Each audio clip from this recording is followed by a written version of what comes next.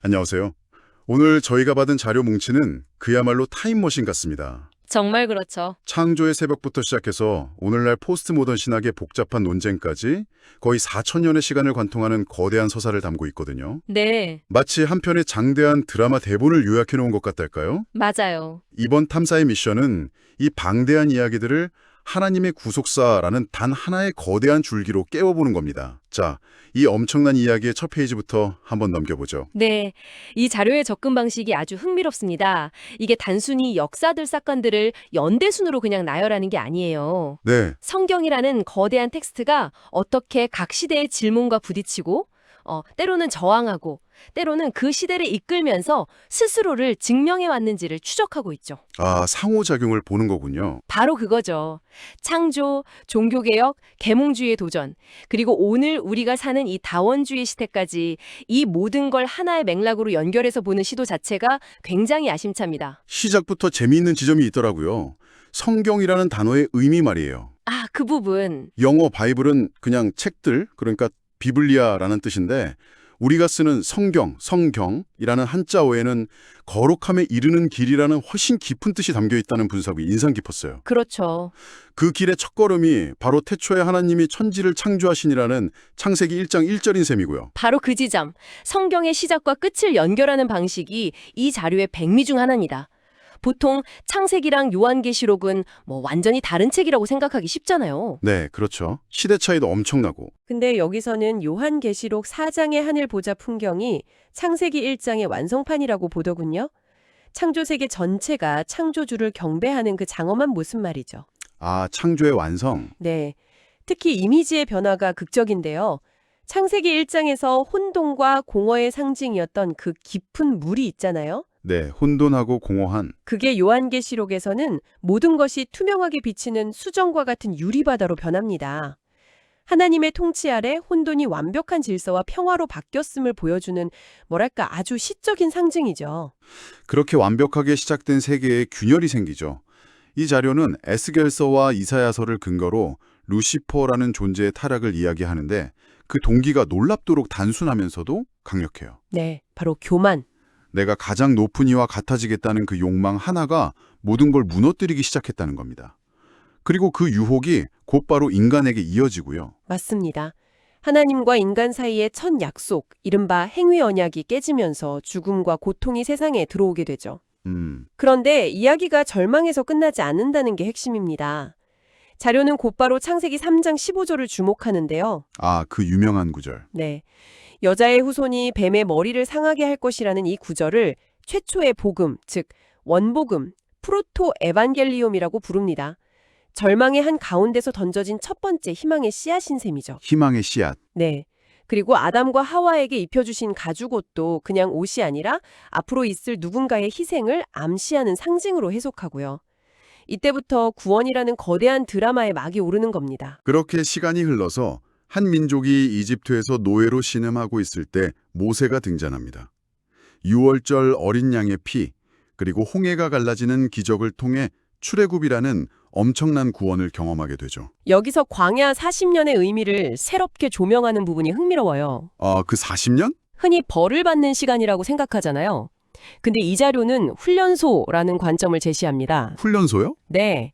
오합지졸에 불과했던 노예 집단이 세상의 방식이 아닌 오직 하나님만 의지하는 법을 배우는 시간이었다는 거죠. 그리고 시내산에서 율법을 받으면서 비로소 국가의 기틀을 갖추게 되고요. 기적적으로 약속의 땅에 들어갔으니 이제 해피엔딩일 것 같잖아요. 그렇죠. 보통은 그렇게 생각하죠. 그런데 자료를 보면 여기서 이야기가 더 복잡해집니다.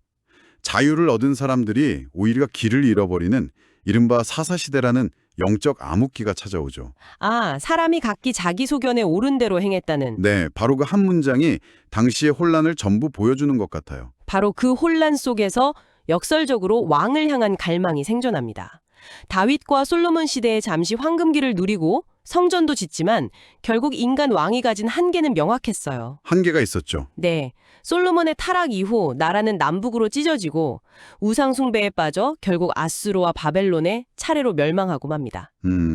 이 실패의 역사가 오히려 인간 왕으로는 안 되는구나, 완전하고 영원한 왕이 필요하다는 즉 메시아를 향한 기대를 만들어내는 과정이었다고 분석하죠. 솔직히 저는 신구약 중간기 하면 그냥 성경의 빈 페이지, 아무 일도 없던 침묵기라고만 생각했거든요. 다들 그렇게 생각하죠. 그런데 자료를 보니까 그게 아니더라고요.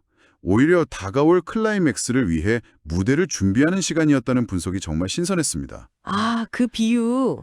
헬라어라는 언어가 지중해 세계의 공용어가 되고 로마가 닦아놓은 도루망이 제국 구석구석을 연결하면서 앞으로 전해질 복음이 퍼져나갈 고속도로가 깔려 있었다는 거죠. 맞아요.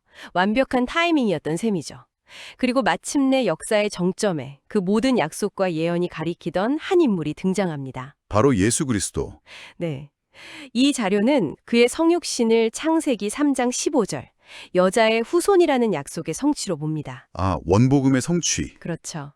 그리고 그의 십자가 죽음과 부활은 단순히 한 개인의 사건이 아니라 죄와 사망의 권세를 깨뜨린 우주적 승리라고 표현하고 있어요. 우주적 승리. 그 승리의 결과로 오순절에 교회가 탄생하고 복음은 예루살렘의 경계를 넘어 폭발적으로 퍼져나가기 시작합니다. 이 대목은 정말 드라마틱해요. 마가의 다락방에 모였던 120명의 작은 모임이 불과 3세기 만에 로마 제국 전체를 뒤흔드는 수백 명의 공동체로 성장했다는 거잖아요. 정말 놀라운 성장세죠. 칼이나 창이 아니라 사랑과 희생, 그리고 부활의 능력으로 제국을 정복한 평화의 혁명이라는 표현이 마음에 와닿더군요. 그렇죠. 하지만 바로 그 지점에서 또 다른 거대한 전환점이 찾아옵니다. 전환점이요? 기독교가 마침내 로마의 국교가 되면서 끔찍한 박해는 끝났지만 동시에 새로운 위기에 직면했다는 것이 이 자료의 날카로운 지적입니다. 잠깐만요. 자료에서 기독교가 로마의 국교가 되면서 세속화되는 위기를 맞았다고 지적하는데 이게 꼭 부정적인 면만 있었을까요?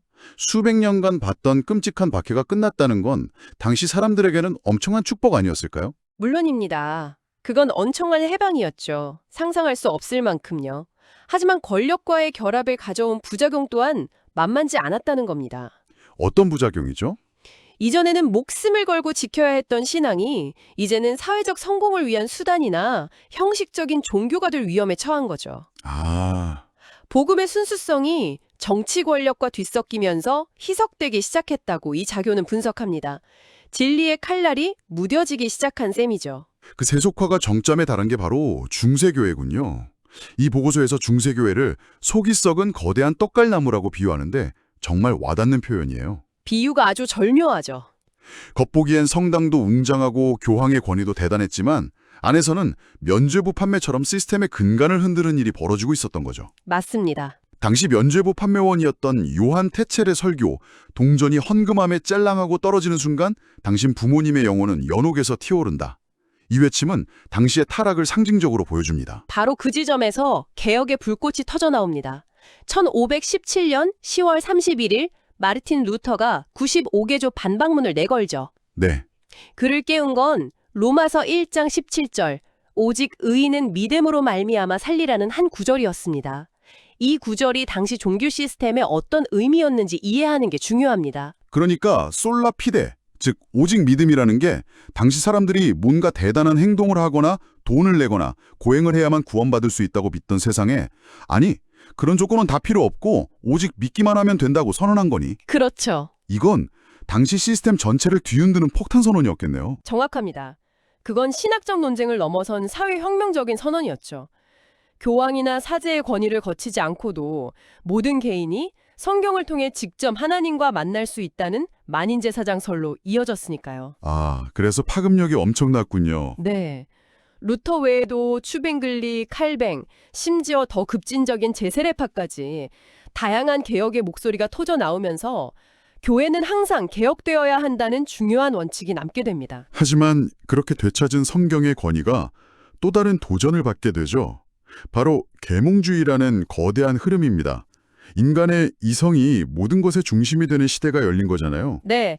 이전까지는 신의 계시가 진리의 최종 권위였다면 이제는 인간의 이성이 그 자리를 차지하게 됩니다. 그렇죠. 칸트는 종교를 도덕의 영역으로 축소했고 니체는 신은 죽었다고 선언했으며 다윈의 종의 기원은 창조신앙의 기반을 과학적으로 흔들었죠. 정말 총체적인 도전이었네요. 하지만 인간 이성이 모든 것을 해결해 줄 것이라는 이 낙관론은 아이러니하게도 인간 스스로가 일으킨 두 차례의 끔찍한 세계대전을 겪으며 산산조각 나고 맙니다. 그 폐허 속에서 신학계에도 큰 지각 변동이 일어나는군요.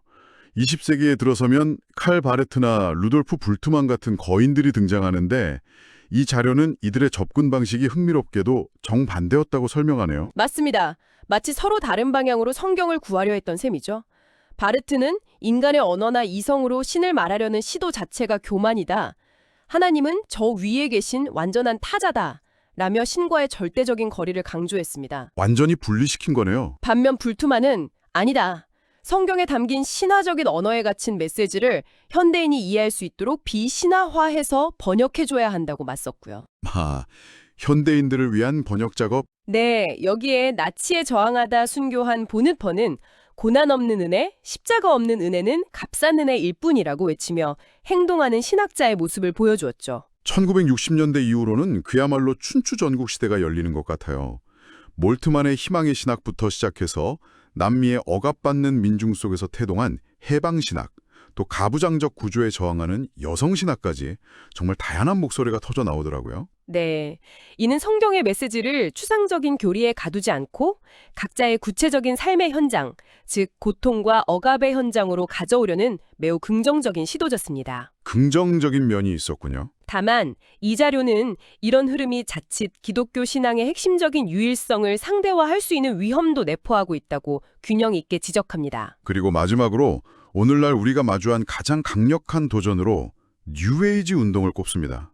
내 자신이 바로 신이다 라는 메시지가 핵심인데 그렇죠. 듣고 보니 창세기 3장에서 뱀이 했던 유혹과 놀랍도록 똑같다는 지적이 소름 돋더군요. 네, 그게 정말 무서운 지점이죠. 모든 종교는 결국 하나로 통한다는 종교 혼합주의적인 생각도 그 특징이고요. 자, 이렇게 창세기부터 오늘날까지 4,000년의 역사를 정말 숨가쁘게 달려왔습니다. 네, 정말 긴 여정이었네요. 타락과 반역, 개혁과 도전, 수많은 혼란 속을 헤쳐온 이 장대한 이야기의 결론은 뭘까요? 이 자료가 일관되게 보여지는 것은 그 모든 혼란과 실패의 역사 속에서도 하나님의 구원 계획이라는 붉은 실은 단 한 번도 끊어지지 않고 이어져 왔다는 겁니다. 여기서 얻을 수 있는 중요한 교훈은 진리가 시대나 상황에 따라 바뀌는 게 아니라는 거죠. 오히려 그 상황을 해석하고 변화시키는 힘을 가지고 있다는 점입니다. 힘을 가지고 있다. 루터가 중세의 암흑 속에서, 바르트가 세계대전의 폐허 속에서 다시 오직 성경, 오직 그리스도라는 본징으로 돌아갔던 것처럼요. 혼란스러울수록 근원으로 돌아가는 것의 중요성을 역사가 증명하고 있는 셈입니다. 이 보고서는 우리를 영원한 본향을 향해 걷는 순례자로 묘사하며 끝을 맺습니다. 오늘 저희가 함께 탐험한 이 거대한 서사는 지금 이 시대를 살아가는 당신에게 어떤 의미로 다가오시나요?